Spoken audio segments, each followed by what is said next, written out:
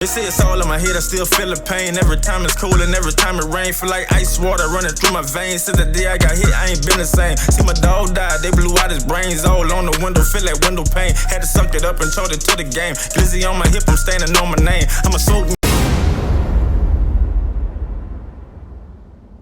Hey, what it do? Back, it's the Memorial Weekend. Yeah, man, Memorial Weekend. I got the request that I need some stories for the weekend. You hear me? So I said I'm gonna do two. I'm gonna do two stories. You hear me? But this one here about when I was locked up in Hunts. You hear me? I was locked up in Hunts and I was in HRDC. You hear me? And it was like the city versus the country boys. And I'm trying to remember how this shit even much started, dog. Like, I don't even much remember how this shit started. All I knew when I come out the building, going on a walk, the shit was already up. It was like it's up there, you hear me? Like, I'm trying to remember how this shit started, dog. Cause I knew me and Head was coming out. This nigga Head out of AWOL, Big Mike, fuck, dog. Look at the dude, bro. Dude from out the, there was a dude I was talking about that was jacking off. But he wasn't jacking off on the guard, but the guard said he was jacking off when she was doing the roll call. It was that nigga too. You heard me? There was a couple other people from the city. But like, we go out on a walk, dog, and dudes, they fussing and all this shit like that. So like, nigga don't know what the fuck it is, you hear me? Like, all I remember, me and he, we walk out there on the walk, and it's up out there, you hear me? And so, niggas trying to see what's going on, you hear me? And all I heard was a dude from, I think dude from Opelousas. Yeah, dude from Opelousas, but the nigga from Baton Rouge howl out, I don't give a fuck about y'all city niggas, man, and all this shit like that. Nigga like, whoa, what the fuck, you hear me? So, everybody going back and forth like, bitch, we can get it on, like, what y'all want to do and all this shit like this. Matter of fact, I think that shit started from dude fucking with the nigga from Opelousas, cause the dude from Opelousas, this nigga was talking about how they ride on horses and shoot 22s and all this shit like that.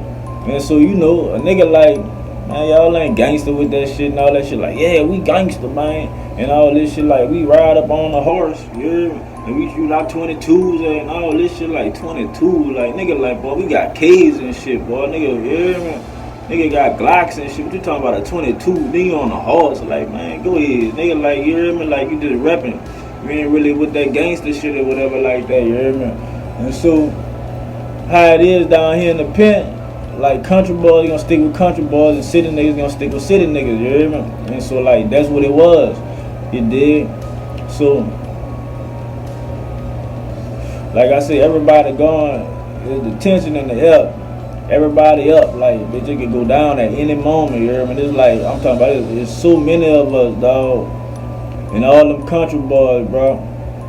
So, like, it was really, like, on some shit, like, I guess whoever threats was better to make, you know. But I ain't gonna lie, all I knew was that on our side, man, it was win, lose, or draw. Yeah, I don't know how they felt in their hearts on the country boy side, but I know on our side it was win, lose, or draw. And I ain't gonna lie, I really feel like we had them outnumbered on some shit.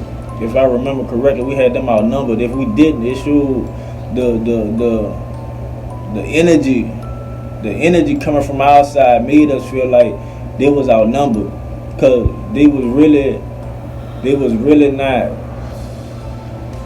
like bucking how we was. Like, we were bucking like, we can get it on right now in front of all the guards and everything, like, cause they all like, well, just wait this and wait, man. We like, man, what's up right now? Like, you hear me? Cause we were going to the child hall or whatever, you hear me?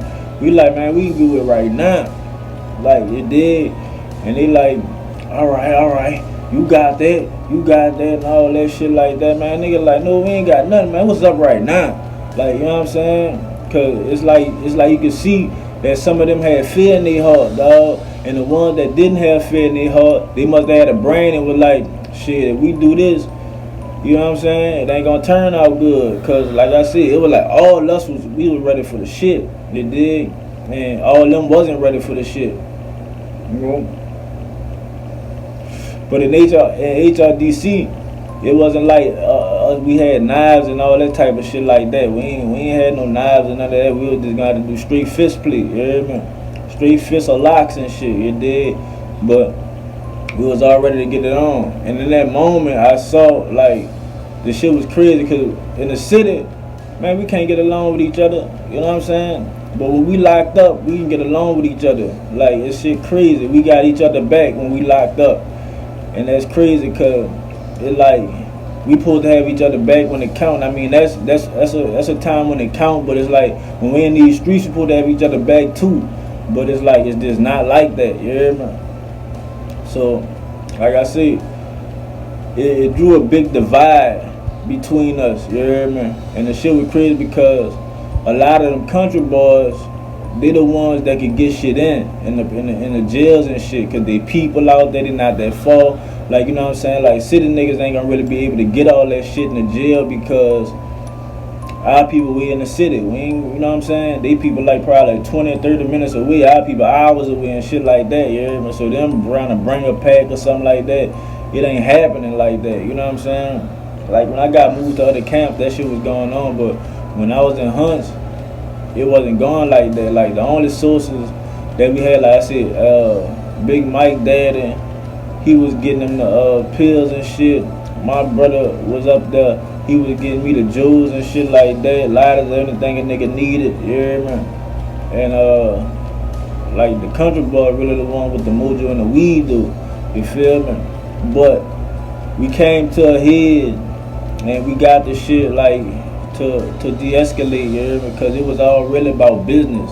It was all really about business. Because like, they wanted them pills and shit, and they wanted to be able to have their cigarettes and shit like that, you heard me? Their papers, their lighters and all that shit, and we the ones had that shit. You heard me? We wanted that weed and that mojo, and they the ones had that shit. So it was like we had to come to some kind of understanding, some kind of agreement. You heard me? But that day nobody was hurt, nobody was, you know what I'm saying? Ain't nobody get punched on. So it turned out real good, all because of products, if you want to put it like that, all of the resources, you know what I'm saying? And that's how that shit got de-escalated. But now when we was in DeQuincy, they had the nigga Bunny and what the fuck was dude name, dog? I remember dude he used to wear the glasses and shit. But the nigga talked so much shit, dog. And now Bunny was cool, like the city niggas were cool with Bunny and everything, you hear me? I think Bunny was from like Lake Charles, or he was from Lake Charles, or he was from New Iberia, Lake Charles, you hear me? But like I said, Bunny was cool with the city niggas and with the country boys. Like, you know what I'm saying? Bunny was a real nigga. And so nigga would keep on trying to tell dude, man, leave that shit alone. You hear me? Like, leave that shit alone, because it was like, as much as it's supposed to be like we supposed to ride for the city shit, it ain't going like that. And like I said, Bunny was a real nigga, so he like, man, look, ain't nobody gonna jump him or nothing, man. We gonna fight, we gonna, you hear me, leave that way ass at or whatever. Dude swear to God, he a boxer and all this shit. That nigga was one of them astronauts in prison. He was just everything. He do everything, you hear me? He just with all this shit, and everybody used to look at that nigga like, I don't know about all that. Cause he wore them fucking glasses, dude. That was the funny thing about dude, he wore them glasses, you hear me? So fuck, boom. Come out down the walk, you hear me? Coming out the dome, and boom, man, Bunny had that boy on the pole. Like, you heard me? I'm talking about he standing that boy up on the pool. Boom, boom, bop, bop, boom, bop, bop. I'm talking about fucking him up. That boy on the pool, that boy slid down the pool, you heard me? I'm talking about he fucked him up. When dude finally got back up and coming to, man, that man was looking like he didn't even know what the fuck he was or what happened, you heard me? his partner trying to pick him up, like, come on, get up. You hear that boy like, what happened? Like, I swear that boy like, what happened? You hear me? I'm talking about, man, that nigga put them, man, he punched him down, brother. Put paws on that boy, you hear me? That boy really was like, man, what happened? Nigga trying to get his glasses to him, like, here, brother, your glasses and shit. That boy like, what happened? You hear me? I'm talking about he punched all the sense out of his head, you feel me? For real, brother. That nigga Bunny, bro. Bunny, if you ever see this boy, I remember that boy. You punched the lights out that boy, you hear me? For real, punched the lights out that boy.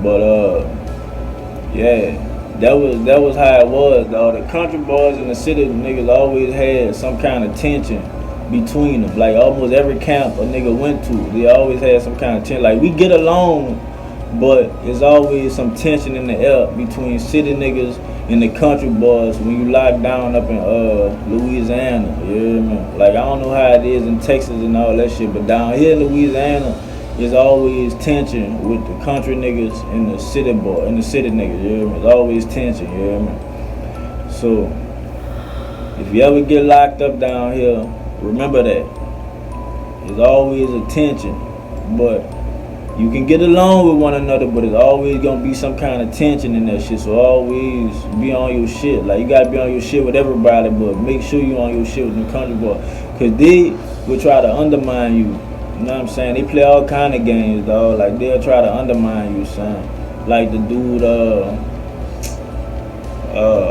Gator. I think that nigga name was Gator. You hear me? Like Gator was a nigga. He was getting everything. I'm talking about that boy getting balls of mojo. He getting weed, cause like I said, his people not too far. You hear me? He supplying the compound. You hear me and shit. And that shit was looking like it was gonna go bad when Big Mike took dude from Lake Charles cell phone. I'm talking about that dude had a new iPhone. You hear me? That was like an iPhone 6, iPhone 6 or iPhone 7 that came out. You hear me? And that boy Mike was telling that boy, let me see the phone. Dude from Lake Charles. I remember dude from Lake Charles. And you could see he was a scary nigga, you hear me? Because all this shit that nigga do, I'm talking about that boy he put a nigga on the phone with his old lady and all this shit like that. And nigga talking to his old lady, I'm talking about like phone sex and all type of shit, you hear me? The nigga letting that shit go down. Oh, I ain't worried about her. Like, how you ain't worried about that, son? This whole Joseph, you and shit, and you got this whole not sending this nigga money, all kind of shit, you hear me? So dude get an iPhone, you hear me? And so that boy Mike like, let me see that bitch. And so you could tell he was scared to let him see it, cause he ain't know if he was gonna get that bitch back. And at first in the real life, Mike wasn't gonna take that bitch from him. He just really wanted to see that bitch, you hear me? So like I remember I'm laying in the rack, dude laid in the rack on top of me who had the phone. And Big Mike, two racks down, you hear me? And so that boy come sit by my rack. He like, man, dude, tripping with that phone, you hear me? Whatever like that. He wanna play like he sleep. I'm like, man, that nigga ain't sleep. He was just up, you hear me? Whatever.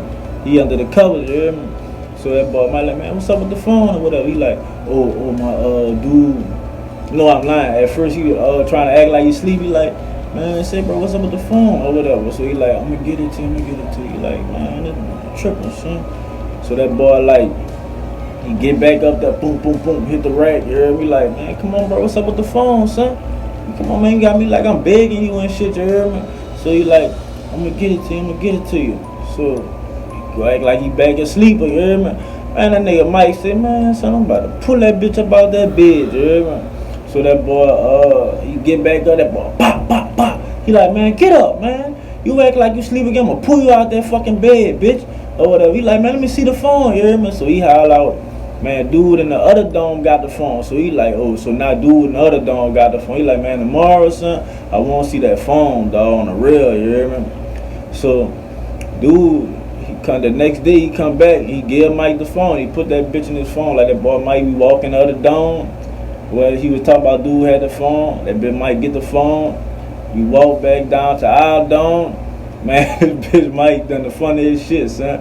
That boy walking our dome, and I'm talking about not even a second or two. That boy just turned back around and looked dude dead in his eyes and said, man, the guards got it. You hear me? Dude like, what you talking about? Like, man, the guards got it. Bitch, what you want me to do? Fuck, they popped me, son. I got popped. They got the phone. And dude looking like You hear me? Like, you serious, man? Like, what's up? You hear me? Like, what's up? Cause that bitch might have that like that little high pitched voice. You he like, what's up? Fuck, what's up? They took the phone. Bitch, what you wanna do? They took the phone. You hear me? And that nigga just was like, I'm like, I knew, dog. Your heart, you gotta feel like a host, son. Like, nigga just really took your phone in front of your face. You hear me? But dude ain't fight for that bitch or nothing. He just let that bitch ride. But after that shit, Gabe was looking. It was like Gabe ain't want to sell us no mojo, sell us no weed, no nothing. You hear me?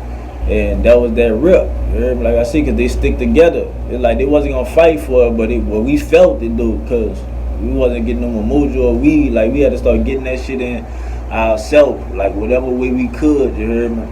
And I don't really want to tell y'all the ways we was getting it in, because I don't know, dudes probably doing their thing now, and I don't want no girls to ever see this video and be like, oh, that's the way they get it in there. You know what I'm saying? Bust people, you hear me? So, like I said, but it's always be tension between country boys and city niggas, you hear me? Culture.